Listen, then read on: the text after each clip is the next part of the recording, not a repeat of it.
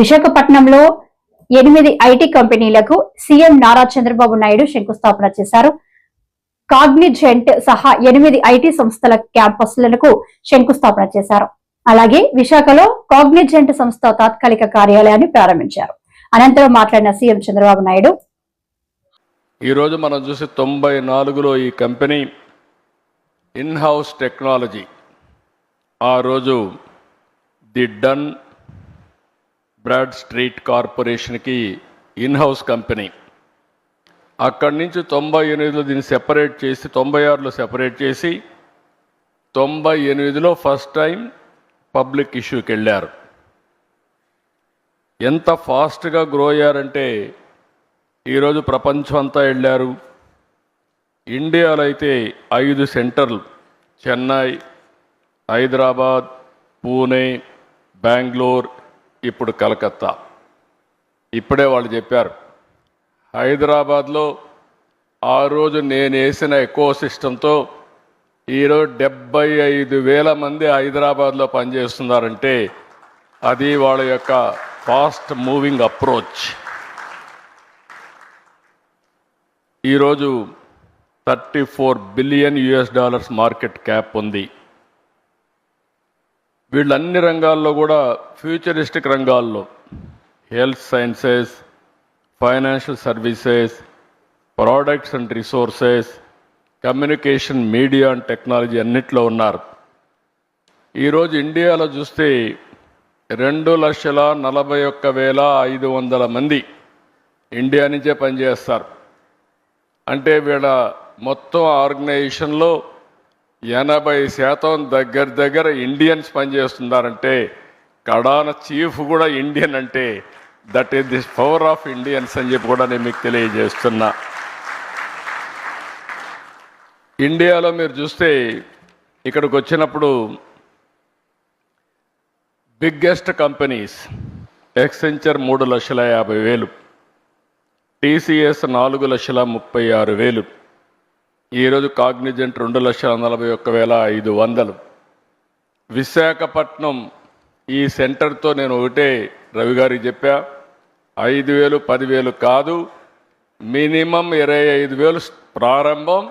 ఇది 50,000 1 లక్షకు పోవాల్సిన అవసరం ఉంది. బిగ్గెస్ట్ సెంటర్ ఇన్ ఇండియా ఇది విశాఖపట్నం.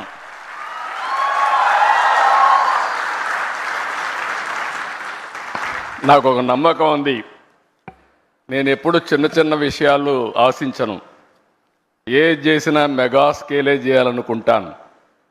ఆ రోజు హైదరాబాద్ కూడా బ్రిక్ బై బ్రిక్ బిల్డప్ చేశా. ఈరోజు హైదరాబాద్లో మీరు చూస్తే ఏ సిటీ కంటే కూడా మోస్ట్ లివబుల్ సిటీ హైదరాబాద్. ఈరోజు హైదరాబాద్లో ప్లెయిన్ ల్యాండ్ ఆ రోజు నేను డెవలప్ చేసింది. ఈరోజు విశాఖపట్నం చూస్తే ఇండియాలో ఇలాంటి సినరిక్ ప్లేస్ ఎక్కడా ఉండదు. బ్యూటిఫుల్ బీచెస్, సీ ఒక పక్క, హిల్స్ ఒక పక్క. ఈ సిటీని చూస్తే మంచి ప్రజానికం కూడా.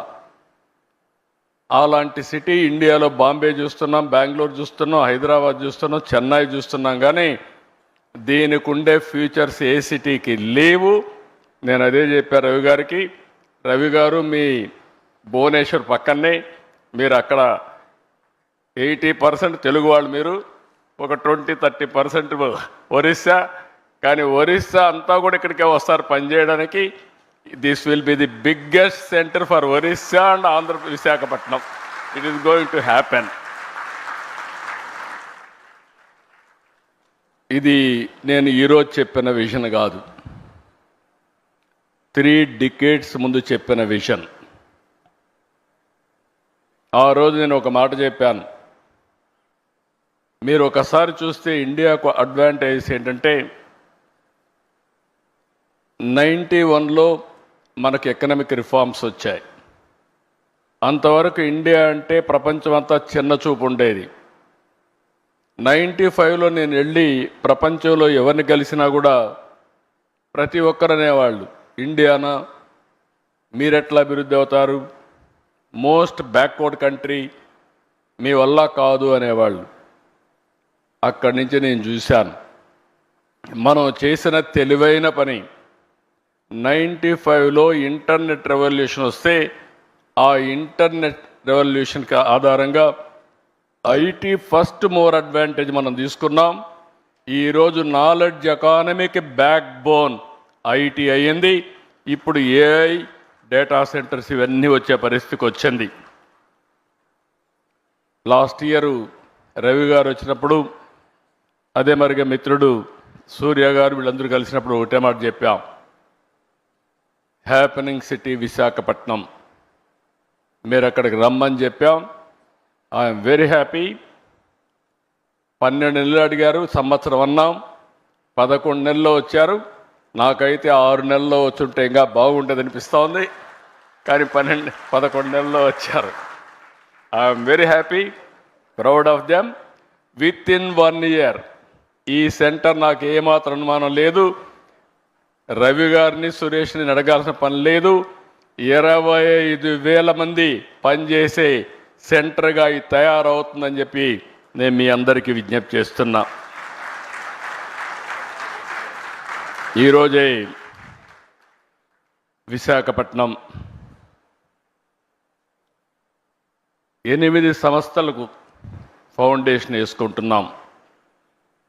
ఐటీ సంస్థలు, ఏఐ డేటా సెంటర్ల ఏర్పాటుతో విశాఖపట్నం చాలా ఫాస్ట్గా మూవ్ అవుతోంది.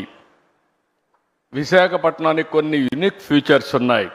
ప్రశాంతమైన ప్రాంతం, అందమైన ప్రాంతం, వైజాగ్ అంటే బెస్ట్ టూరిజం ప్లేస్. అలాంటి విశాఖపట్నం ఇప్పుడు నాలెడ్జ్ ఎకానమీకి, టెక్నాలజీకి కేంద్రంగా తయారవుతుంది. నెక్స్ట్ ఇయర్ ఆగస్టు కంతా Visakhapatnam airport, Bhogapuram international airport వస్తుంది.